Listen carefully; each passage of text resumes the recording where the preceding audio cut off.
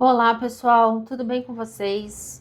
A gente está aqui numa série de vídeos falando sobre o estudo do tarô e a jornada do herói. Nosso caso aqui, o herói é o louco, e a gente está aí ao longo desses encontros conhecendo um pouco mais sobre esse personagem e a sua trajetória, né? Ou seja, aquele personagem que peregrina aí por todas as 21 cartas, aprendendo, aprimorando, se conhecendo. E a gente vai ver hoje um estudo super especial sobre a carta 10, a carta da Roda da Fortuna. Para quem está aqui acompanhando no canal, é esse o livro, o Tarô e a Jornada do Herói. E eu tenho trazido aqui os meus comentários, a minha perspectiva a partir desse estudo, desse livro, e o que eu percebo nos meus encontros e falo um pouco nas minhas aulas, né, no curso que eu ministro no Núcleo de Estudos Sapienza. Então, a proposta desse estudo começou juntamente com as alunas, né, com o objetivo de se conhecer, de entender um pouco mais da sua trajetória. E eu tenho trabalhado isso aqui no canal. Então, você que está aí assistindo a gente pela primeira vez, aproveita para ver a série de vídeos, conhecer um pouco mais sobre os arcanos maiores do tarô, e também você que quer se conhecer mais, porque esse estudo não é só para quem está aí que gosta do tarô, que estuda o tarô, mas também para quem quer se conhecer a partir do tarô. Então, você que nasceu no dia 10, ou você que é do mês de outubro, ou você que está no momento da sua vida 10, somando dia, mês e o ano que nós estamos, a soma reduzindo vai sair, vai dar um número 10, você vai entender um pouco mais sobre esse momento seu da sua vida, porque é exatamente isso que o nosso herói vai fazer nesse ano 10. E nesse livro, na página aqui 109, olha só, 109, vai dar exatamente, né, somando 1 mais 9 vai dar 10, então olha só, não é por coincidência, né? O arcano da Roda da Fortuna tem o subtítulo de A Vocação, fica aqui, né? A vocação do herói.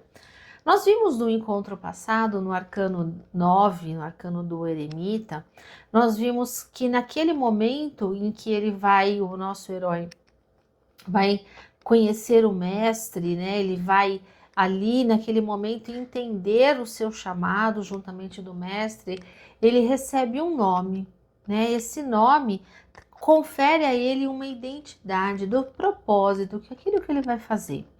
E eu comentei, inclusive, da importância do nosso nome, da importância desse, né, o quanto esse nome nos confere identidade. Então, não só o nosso nome, mas o nosso sobrenome, né? Ou seja, a que clã, que grupo nós pertencemos, ele é muito importante, né? Ele traz para a gente exatamente essa concepção de identidade. E nessa trajetória, nesse momento, a roda da fortuna traz para ele a vocação. Então eu já quero fazer uma provocação para vocês aí, porque é um pouco do que ele vai trazer nesse estudo, né? A provocação que eu faço, por isso que eu sempre falo que esse estudo, ele traz para a gente uma oportunidade muito grande de autoconhecimento. Ele vai começar logo aqui, né? Quem sou eu de verdade, né? Quem é o meu eu verdadeiro? Quem sou? Quem é essa pessoa por trás do nome, né? Então é exatamente isso que ele vai abordar logo no começo. Ele fala: depois que o herói se tornou consciente da sua verdadeira identidade, enquanto seguia o arco diurno do sol, ele agora busca o oráculo na transição do dia para a noite, para descobrir a resposta da importante pergunta: qual é a minha tarefa? Quando a gente entende um pouco essa questão do propósito, por que afinal de contas a gente está aqui, né? Quem sou eu? E ele traz aí essa frase, essa pergunta, é uma pergunta norteadora que a gente vai ter lá desde os filósofos antigos, quando consultavam o oráculo de Delfos, que era um templo um local destinado ao deus Apolo, em que você tinha mulheres, as sacerdotisas, as pitonisas, que entravam em transe e falavam em nome dos deuses, ou seja, o oráculo era um espaço sagrado, né? E é exatamente essa a concepção do tarô. O tarô é este oráculo que fala naquele momento. Então, na hora que a gente abre as cartas, ele revela para nós a nossa verdadeira vocação. Ele traz do inconsciente para nós as respostas, as orientações. E é exatamente isso que ele vai falar nessa lição 10, lição da Roda da Fortuna. Então, nesse momento em que eu vou abrir as cartas para uma pessoa, eu tenho a oportunidade exatamente, não somente de esclarecer aquela pessoa, mas eu tenho a oportunidade de orientar, de chamá-la para a sua verdadeira vocação, de esclarecer a ela quando ela está perdida, ela não encontrou respostas, ou às vezes ela tem até, né, uma intuição falando, mas ela precisa às vezes do papel, ela precisa às vezes do oráculo que vai dizer para ela exatamente aquilo que ela intuía, mas que ela de repente estava insegura com relação a essa decisão a tomar. Então ele vai falar que somente nesse momento, quando ele se torna consciente da sua verdadeira identidade, ele está maduro para fazer essa pergunta e entender a resposta. É tão importante esse momento, porque numa consulta às cartas, a gente tem que ter exatamente esse papel de tirar esse véu, tirar essa venda dos olhos da pessoa e deixá-la, né, munida de informação para que ela possa tomar as decisões. Eu sempre falo para as pessoas que quando a gente sabe verdadeiramente quem nós somos e o nosso valor, claro que a gente não se conhece 100%. A gente vai se conhecendo ao longo da nossa trajetória de vida, mas quando a gente se conhece minimamente, a gente não fica tão refém do outro, a gente não fica tão refém do que as pessoas dizem sobre nós, a gente não fica carente dessa informação, porque a gente se basta nesse sentido. E não há problema nenhum em se bastar, muito pelo contrário. Se as pessoas tivessem mais segurança de quem elas são, elas de repente iriam se intrometer menos na vida das outras pessoas, ou iriam ficar, né, pedindo menos para as outras pessoas, fale mais de mim, porque elas se conhecem, né? Então, é exatamente esse momento que o nosso herói tá. A gente tem que lembrar que o 10 na numerologia é um número de supremacia, ele é um número sagrado, né? Se a gente for pensar, nós temos 10 dedos nas nossas mãos. Então, o 10, ele traz esse momento de completude. Então, se a gente for acompanhar os próximos arcanos, a gente vai perceber que quando ele chega nesse momento, ele praticamente chega na metade da rota. E aí os próximos arcanos vão mostrar para ele exatamente o quanto ele está mais maduro para poder trilhar o seu caminho. Aqui ele descobre exatamente, né, quem ele é. E o nome dessa carta, o próprio autor fala, ele não explica exatamente a essência do que é essa carta. Por isso que eu resolvi trazer aqui uma primeira versão, né? Esse baralho aqui é um baralho inspirado no baralho inicial do Vicente Sforza, e ele vai ter aqui uma ilustração bem interessante, né? Eu vou falar só um pouquinho antes para a gente poder argumentar. A gente vai ter aqui uma roda, que é o timão, e esse timão é exatamente aquele que vai conduzir os barcos. Então a gente já imagina o barco, o barqueiro, que faz exatamente a travessia da vida para a morte, né? Que era um costume na antiguidade, né? Então aqui a gente tem um timão e a gente vai ter aqui 4 personagens, né? Um velho, uma criança, um ser aqui, inclusive com orelhas, né? Então a gente vai ter 4 personagens aqui e a gente vai ter uma mulher na frente. Essa mulher, inclusive com os olhos vendados, aproximando aqui mais para vocês, ela é a deusa Fortuna. A deusa Fortuna, em alguns baralhos, né, e às vezes a gente vai ver algumas representações, ela tem uma cornucópia.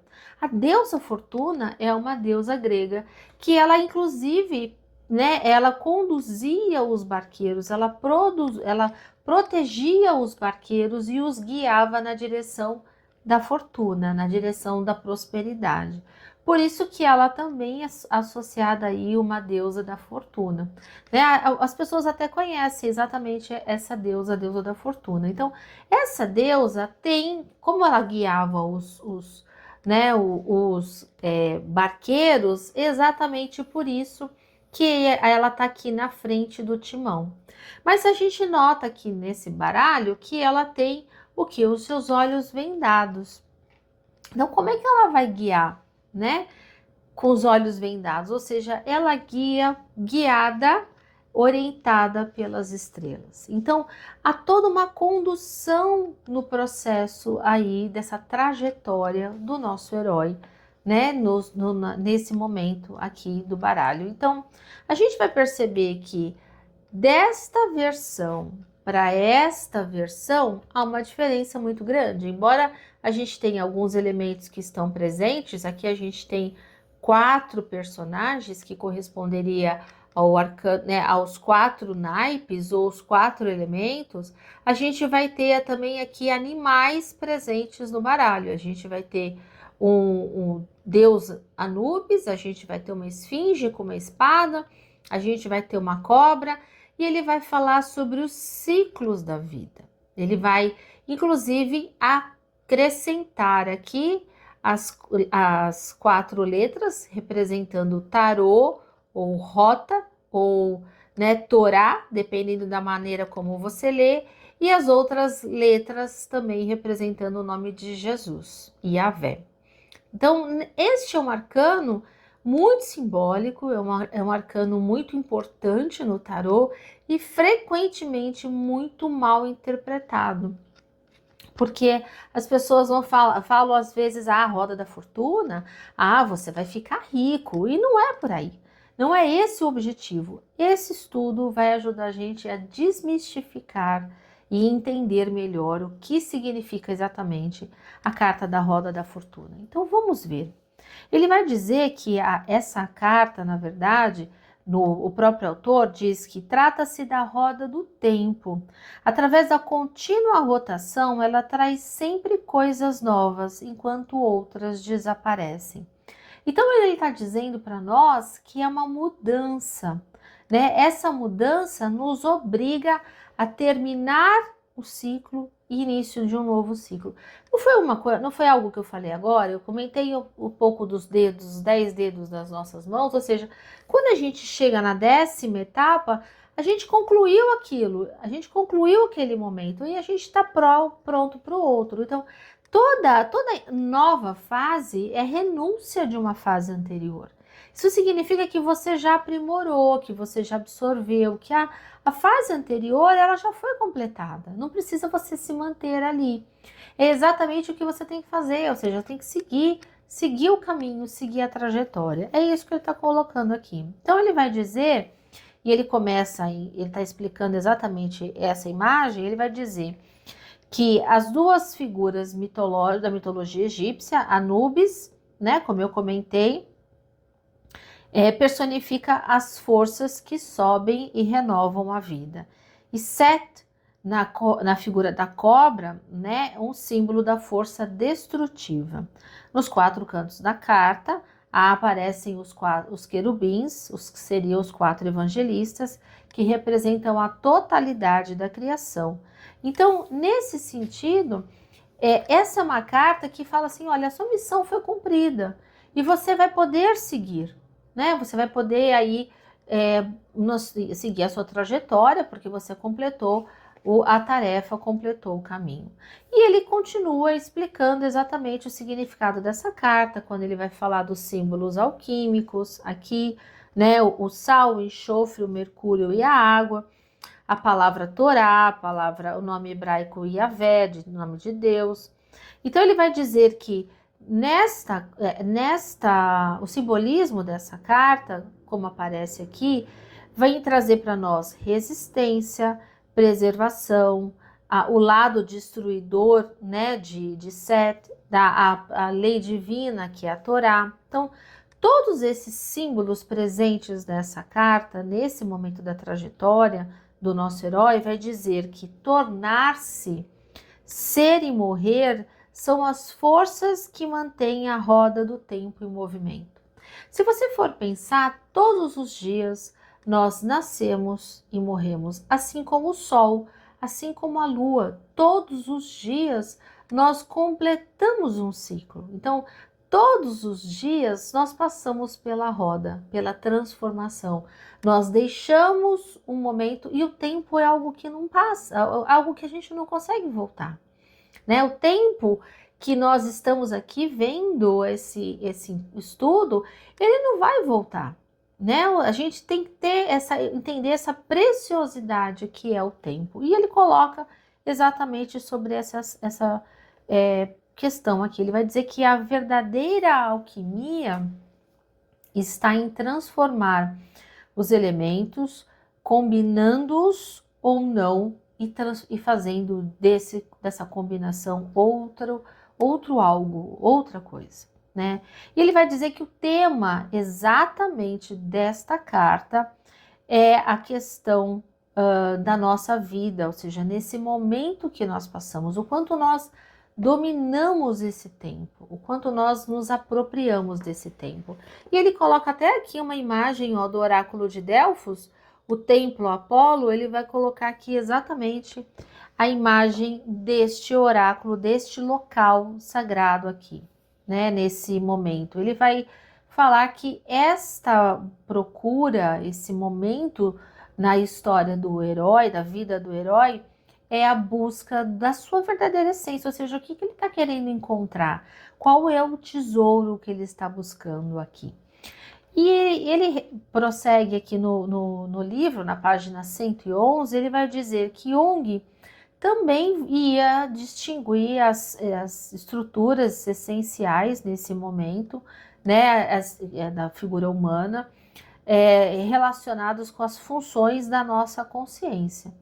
Então ele vai dizer que, ou seja, esses 4 elementos que estão presentes no arcano, isso também vai estar presente em outros estudos, e ele coloca isso como Jung apresenta, que é o pensamento, o sentimento, a sensação e a intuição. Jung parte do fato de que a consciência de cada ser humano se compõe de todos os 4 aspectos que certamente não se desenvolve todos da mesma forma. Então Jung reconheceu que nós somos esses 4 aspectos, mas que nós vamos manifestando isso de tempos em tempos. Ou seja, não necessariamente nós passamos, né, todos pelas fases de maneira igual. Alguns ficam mais tempo no pensamento, outros vão ficar mais tempo na consciência, e por aí vai. E ele continua dizendo, né, que o ser humano desenvolve na primeira metade da vida apenas 3 dessas 4 funções, e a 4ª permanece no estado da inconsciência. Então, ele até faz aqui um desenho, né, em alguns momentos aqui, vale a pena até você que acompanha aqui juntamente com o livro, ele vai colocar exatamente esses 4, vamos assim dizer, 4 elementos, 4 tipos, né? Como isso se configura na nossa vida. Então, o primeiro tipo, o tipo da pessoa, né, do ser humano que é mais pensamento, ou seja, a pessoa que acaba sendo mais racional, para essa pessoa mais intelectual, né, para essa pessoa o pensamento é mais rápido do que todo sentimento, tanto que ele sempre tem uma resposta na ponta da língua. A gente vai ver que tem pessoas, às vezes, que você fala assim, você fala uma coisa, a pessoa rapidamente responde, você fala assim, nossa, mas eu não tinha pensado dessa forma, né, porque a pessoa tem né, ela é muito ágil, ela é muito rápida, e cada um tem um jeito mesmo de agir. Então ele fala que essa pessoa do tipo pensamento, ela equilibra muito, né, a sua intuição, a sua sensação, mas o lado consciente dela está muito aflorado. E aí a gente vai ver aqui na página, né, Inclusive, ele representa aqui o desenho pra gente. Ele vai falar que essas pessoas são pessoas que o sentimento delas muitas vezes fica mais no inconsciente, ou seja, às vezes ela não considera tanto, ela não coloca o sentimento na hora de responder. Ela vai colocar sempre o lado dela mais consciente, o lado dela do pensamento, o lado dela mais racional nesse sentido. Já a pessoa que é mais sentimento, né? O consciente dela, ó, como tá aqui, é o sentimento e no lado inconsciente dela tá o pensamento. Essas pessoas muitas vezes negligenciam o pensamento e geralmente são pessoas que vão sentir, vão intuir e vão aí dar mais, responder mais com o coração, né? Às vezes até se arrependem depois, porque usaram todo o sentimento, tudo aquilo que ela sentiu para responder, para tomar suas atitudes.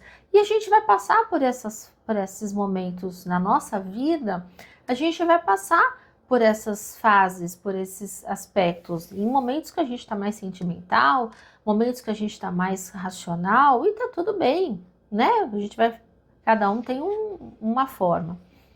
E é o terceiro tipo, o tipo da pessoa que responde mais a partir das sensações, o tipo sensação, ele equilibra o pensamento e o sentimento, e a intuição fica no campo do inconsciente, tá aqui, né, no livro. Então, essa pessoa, nesse caso, ela responde, ou seja, ela é uma pessoa assim, eu preciso sentir. Às vezes a pessoa é mais sinestésica, às vezes a pessoa, ela precisa pegar no objeto para ela poder saber exatamente, né, eu preciso sentir. Tem gente que a gente fala, né, tem pessoas que a gente diz que ela tem olhos nas mãos, porque tudo ela precisa tocar. São pessoas que a sensação, o sentir para ela nesse aspecto é o mais importante. O tipo sensação percebe o mundo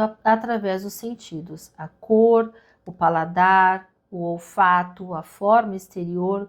Ele pode confiar nesse prazer dos sentidos ou se fixar exclusivamente na forma exterior, o que lhe dá o sentimento de quais possibilidades existem em um objeto ou projeto.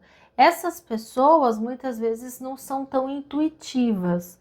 A intuição está no inconsciente, mas a sensação, às vezes, ela consegue captar as energias, né, por ali, dessa maneira.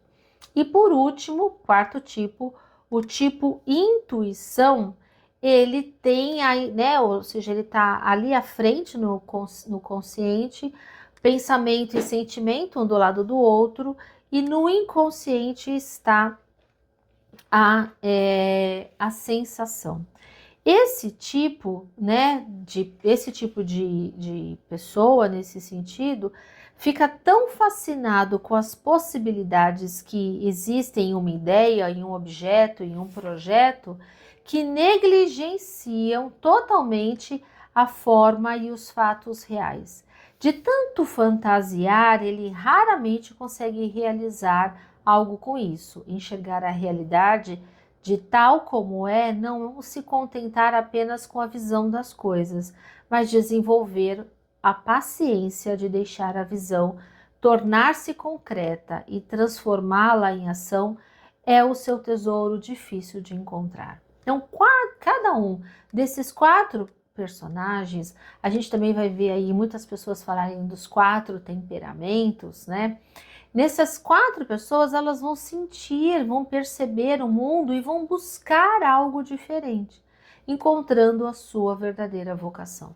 Todas essas quatro pessoas, que no caso aqui, né, ele fala que esses quatro níveis de consciência são esses quatro elementos, esses quatro temperamentos, os quatro querubins, os personagens aqui nesse sentido, todos eles têm a mesma pergunta.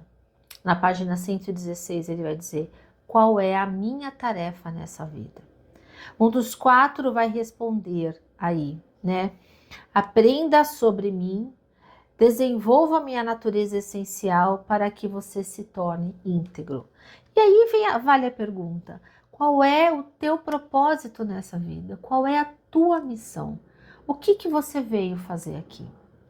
A gente poderia responder essa pergunta de diversas formas. A gente, por exemplo, poderia ver pelas linhas das mãos. Nós poderíamos, por exemplo, usar a astrologia por meio do mapa astral, o mapa natal. Nós poderíamos fazer o mapa numerológico. Todos eles vão nos dar pistas, indícios, vão nos alinhar com esse propósito. Mas todos eles vão dizer aí como se fosse um mapa para nós, né?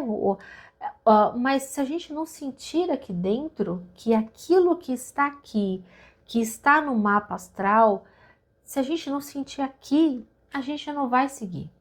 Então, nesse momento, pare um pouquinho, pense, qual a tua missão? Qual o teu propósito? Muitos autores vão dizer que quando a gente sabe verdadeiramente a nossa missão, além da gente ser mais feliz, a gente para de procurar no outro as respostas. Quando a gente sabe a nossa missão, nós vivemos o presente.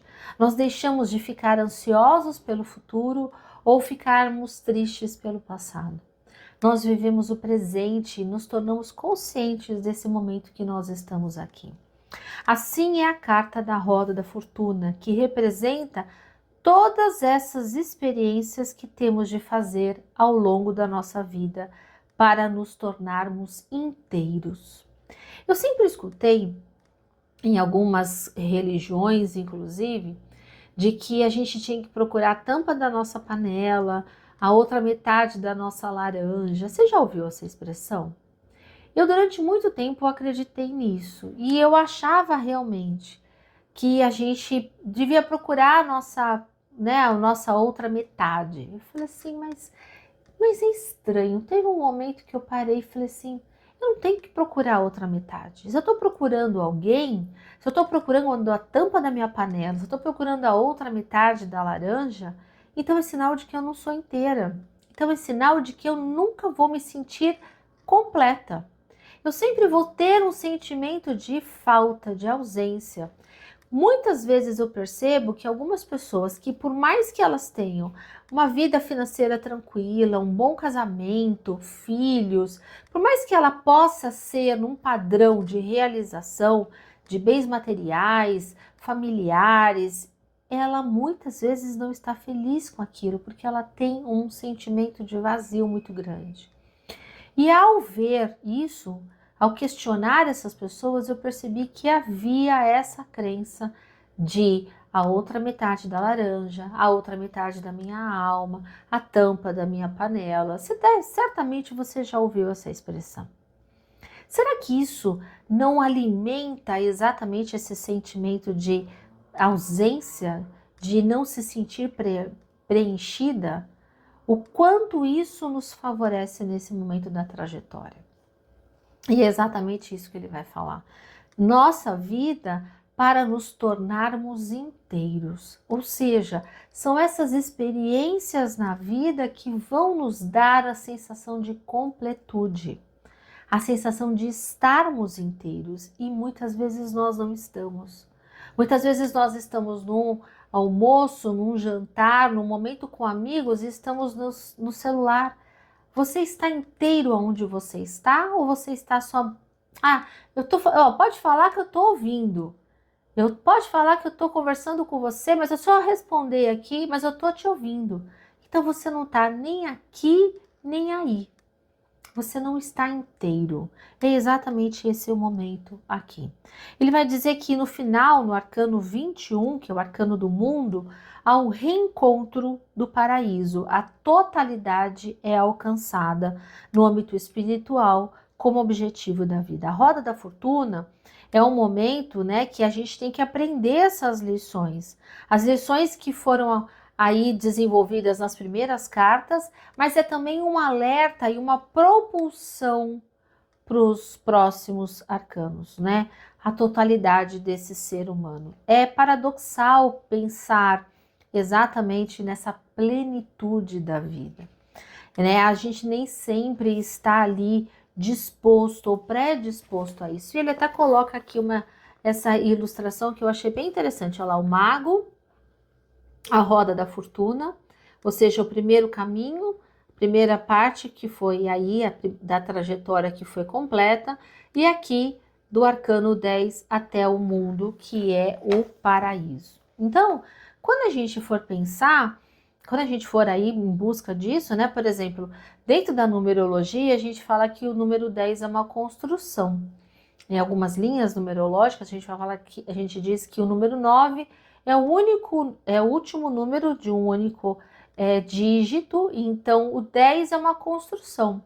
Nesse sentido, o 10 também é 1, é como se a gente voltasse para o início, né, da roda, o início dessa trajetória que é a figura do mago. Então, nesse momento, é como se o mago tivesse assim, olha, agora eu tô pronto, o mago, né, o louco, agora eu estou pronto para seguir a minha batalha, seguir a minha trajetória, e na trajetória do nosso herói, a próxima carta é a carta da força. Então, todas as pessoas que são 10, que são do dia 10 ou do mês 10, são pessoas ágeis, são pessoas que estão sempre querendo coisas novas, novos desafios, mudanças de vida. A gente fala às vezes que são pessoas ansiosas. Por quê? Porque elas não vivem o agora. Elas estão sempre no futuro, estão sempre querendo coisas novas. Então, para nesse momento, respira e pensa, o que eu estou fazendo agora? O 10 e as pessoas aí do mês 10, o mês de outubro, também tem essa questão. Às vezes, essa ansiedade pode vir disfarçada de uma indecisão, né? Essa tentativa de equilíbrio que aparece aqui. Percebe? Nesse tarô mais novo, mais moderno, a gente tem uma moça que está tentando se equilibrar na roda. Isso também é a roda da fortuna. A roda da fortuna não é só essa agilidade, não é só essa, né, esse ritmo, porque roda da fortuna é agilidade, roda da fortuna é ritmo, da fortuna é mudança. E se a mudança é deixar para trás aquilo que não cabe, que não serve mais, roda da fortuna também é equilíbrio, porque se eu tenho os 4 elementos e eu tenho que saber usar esses 4 elementos de forma equilibrada, eu consigo alcançar o que está aqui nessa mulher. Porque se a gente diz que se eu tenho água demais, muitas vezes falta terra. Se eu tenho terra demais, falta ar. Se eu tenho fogo demais, falta água. Então, tudo em excesso prejudicial. Por isso que este arcano, com essa mulher equilibrando, traz para nós exatamente essa consciência de que nós precisamos encontrar o nosso ponto de equilíbrio, mas para isso a gente precisa se conhecer. O aspecto principal desse arcano da roda da fortuna é compreender o que é necessário para a gente cumprir essa tarefa. E muitas vezes a gente não consegue entender, nossa, mas por que será que eu não passei naquela prova? Por que será que eu não tirei a nota que eu queria ter tirado para passar no vestibular? Porque talvez você não tenha estudado, você estudou às vezes mais a matemática e menos a biologia. Ou você privilegiou a parte prática, a parte empírica e faltou a parte teórica, né? Ou seja, você não treinou o tanto que deveria ter treinado. Então, ali é perceber que o que foi que faltou para eu encarar essa tarefa? Qual dos 4 elementos me falta? Qual eu preciso adquirir?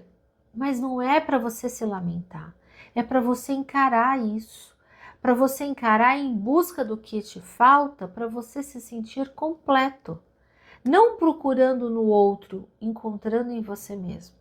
É este o aspecto principal da roda da fortuna. Ele vai dizer que o objetivo dessa carta é uma mudança do inferior para o superior. É sair daqui e vir para cá. Mas a gente também precisa entender que tem momentos que a gente precisa ir para os bastidores. Nem sempre a gente vai estar em evidência. Há um domínio da tarefa da vida para a gente se tornar inteiro. Porque assim como existe o sol, existe a lua. Assim como existe o dentro, existe o fora. Assim como existe o em cima, existe o embaixo, a direita e a esquerda. Tudo se completa, é de novo o caminho do meio. Então essa rota, esse caminho que o tarô nos traz, porque caminho, tarô, né, são as mesmas coisas, ele está mostrando para nós a direção, mas ele não vai cumprir essa tarefa. Quem vai percorrer essa tarefa somos nós. E a gente vai ver aqui nesse próximo estudo da força como o nosso herói vai percorrer essa trajetória. Conta para mim, o que você está achando aqui desses nossos estudos e o quanto você está se encontrando aqui nesta carta da Roda da Fortuna. Você que é do dia 10, você que é do mês 10 ou você que está no ano 10, que está vivendo essas experiências da vida e absorva todas elas, levando com você aquilo que for bom. E o que não for bom, deixa para depois, deixa lá. Um beijo grande para você. A gente se vê no próximo encontro. Gratidão. Tchau.